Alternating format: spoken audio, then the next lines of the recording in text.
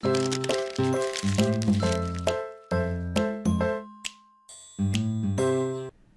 built your blog, you've put some initial content on there. Well, now you need people to read it, and you are going to have to do some things to actively grow your audience. But the good thing is, in this day and age, it's fairly simple. So let it grow, let it grow, let it grow. Not snow.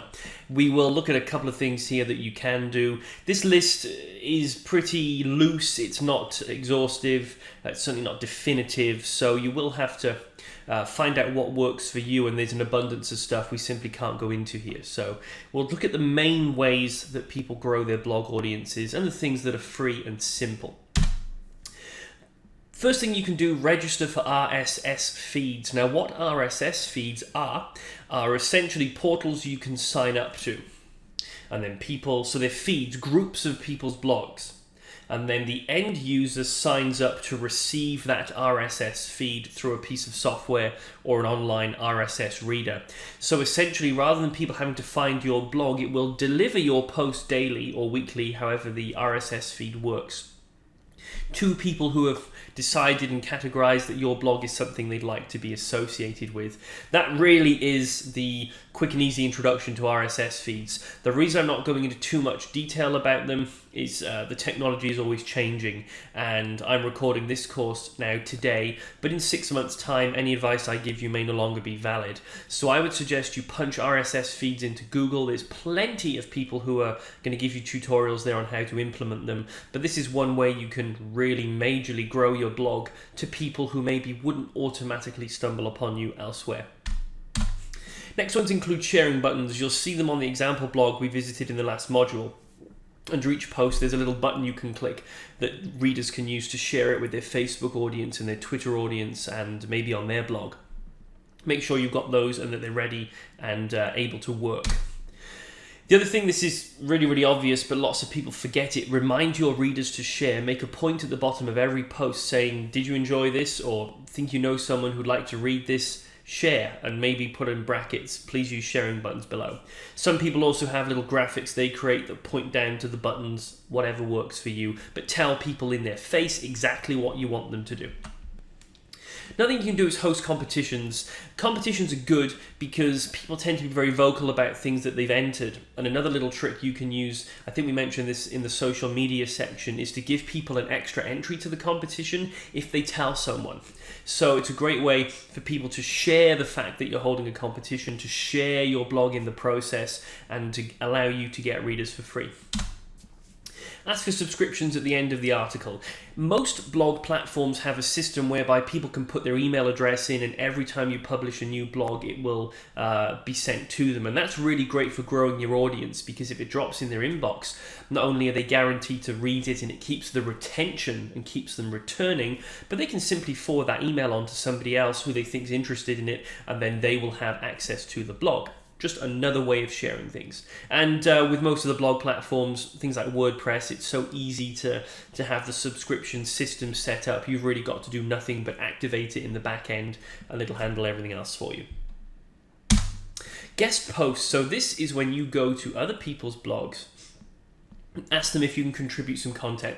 So it would have to be relevant, it would have to be in line with their blog audience, but the benefit for you is at the end they normally include a little bio of yourself, and they will allow you to put a link back to your blog.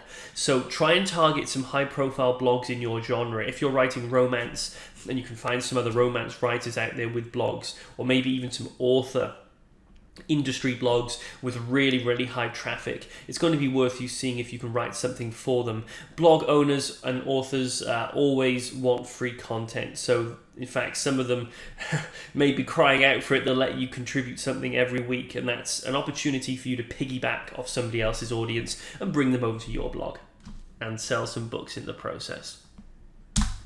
There are some more. Oh, they should have come up one by one, don't worry. Okay, be provocative. Do not be afraid to shake the boat. Create posts with titles and content that will really rock things up. Make people agree with you, disagree with you, spark debate, rage with hatred for what you have to say, because that makes people share. and then that grows your audience.